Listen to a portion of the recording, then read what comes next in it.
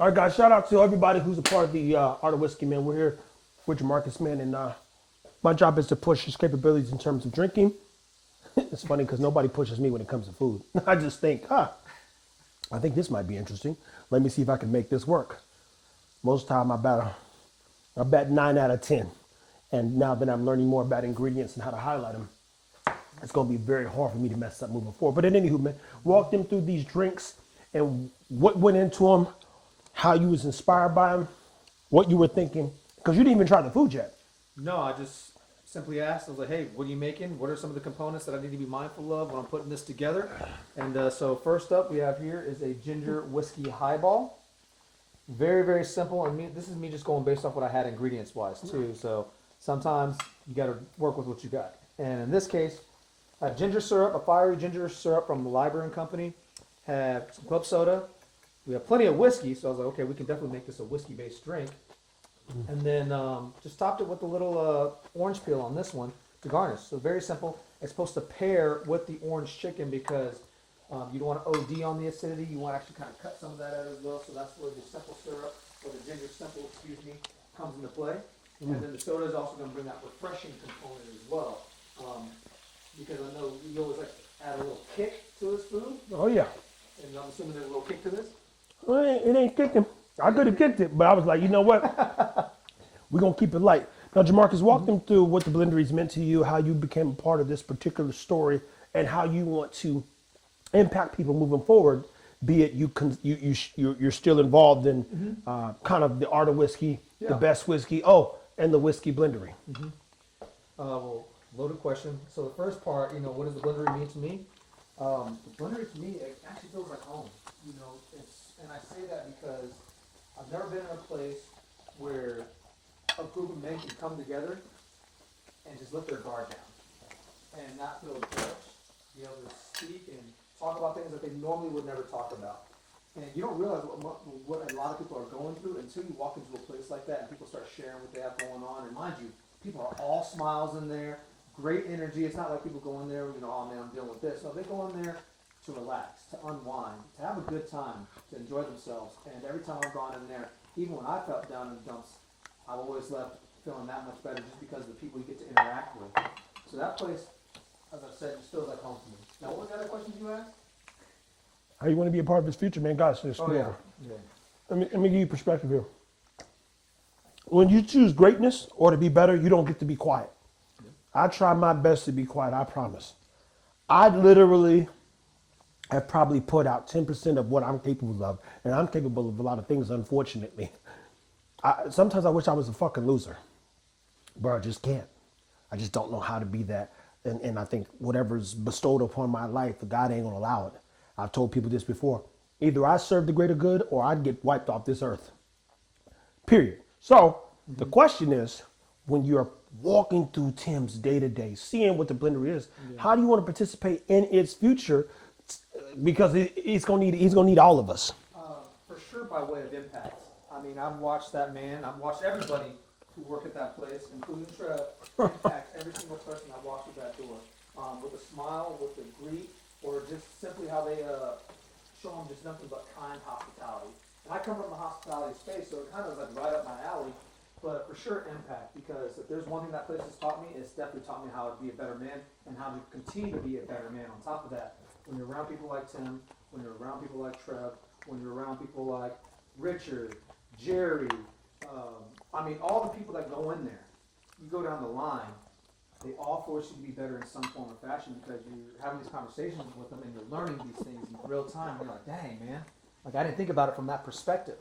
And then when you're getting these different perspectives. Don't forget Tony, man. You and Tony have. Oh yeah, Tony, my man. I knew there was something. I was like, yo, my man Tony. But I mean, you talk to Tony a lot. Everybody collectively, no, Tony's the homie for sure. My man Tony. Sorry, I didn't mention in the initial lineup, but no, you get these perspectives, and then it forces you to look at your life a little bit differently, and then start to look at things on how you can also be better.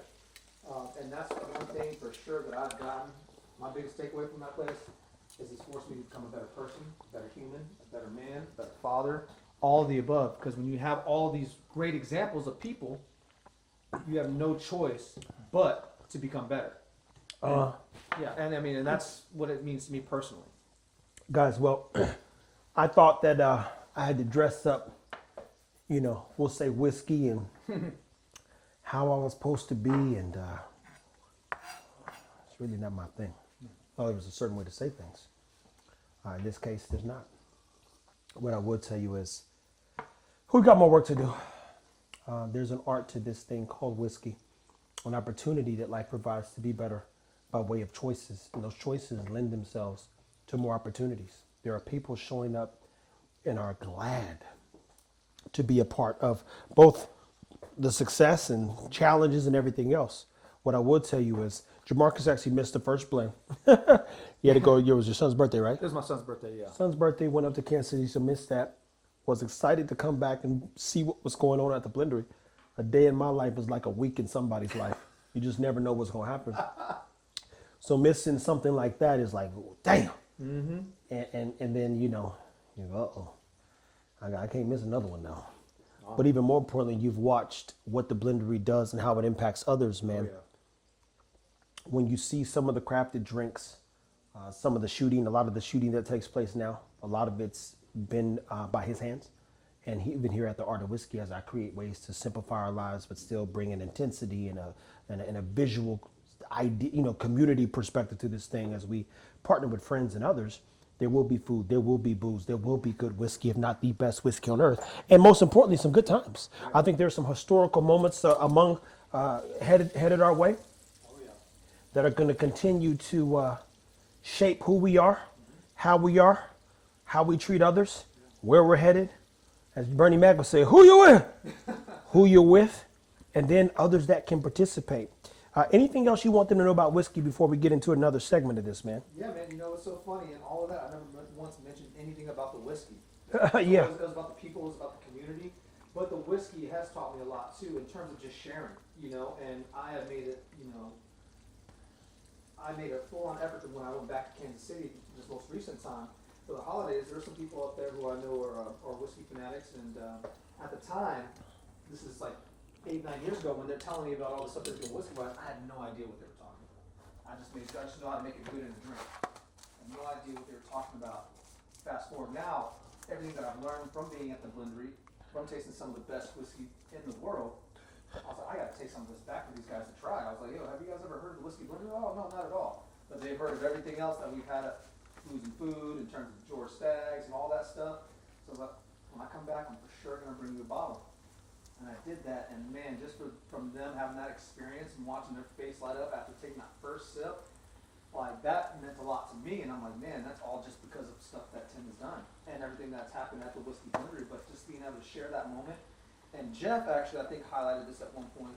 Jeff said, he was like, one thing that you'll learn about whiskey, you're always going to remember who you shared certain bottles with. Oh, yeah. And I can go back to all the bottles that I've, purchased from there up until this point. I was like, yep, I remember sharing this experience with this person, sharing this experience with this person, being able to have the privilege of being able to share these bottles with this person.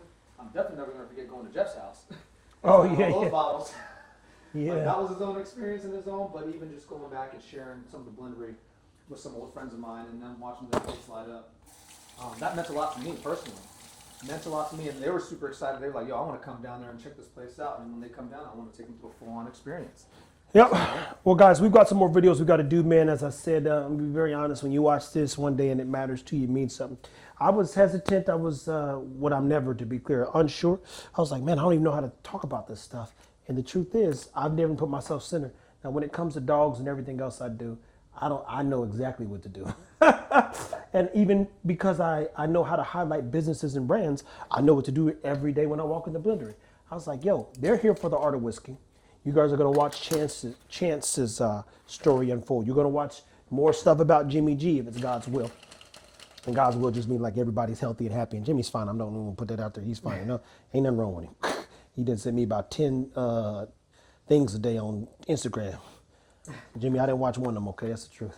But still. I got the other 10 on Facebook, too. Oh, yeah. I'm like, dude, I'm almost sitting like, Jimmy, if you don't get off fucking search and calling, I'm not watching. Like, who got that kind of time? I shoot for an hour. It's now. It's 9 o'clock. I shoot all day long. I tell people, be a creator, not a consumer. If you're consuming and not creating, then you're losing, in my opinion. At any hoot, man, I'm going to get Jamarcus's reaction, plate him some food. If you, again, see myself, Jamarcus, Jimmy, Chance, any of us at the blender, man, say hello. Join us if you can, we're going to put out some things where some people can potentially participate in the future with Booze and Food. Booze and Food is going to become a bigger thing. We want to have more people get involved and just continue to show you guys how to bring people together, man. Find somebody who loves cooking like me, Jimmy and others. Find somebody who are fanatical about whiskey like Jimmy, Chance, Eric, and others. And then you need some friends like Jeff and Daniel and Tim and others. Because when I say I don't have to drink the shitty stuff, I ain't never drinking the shitty stuff, just so we're clear. Them days been over, guys. Keep it whiskey. Stay tuned, man. Drink responsibly.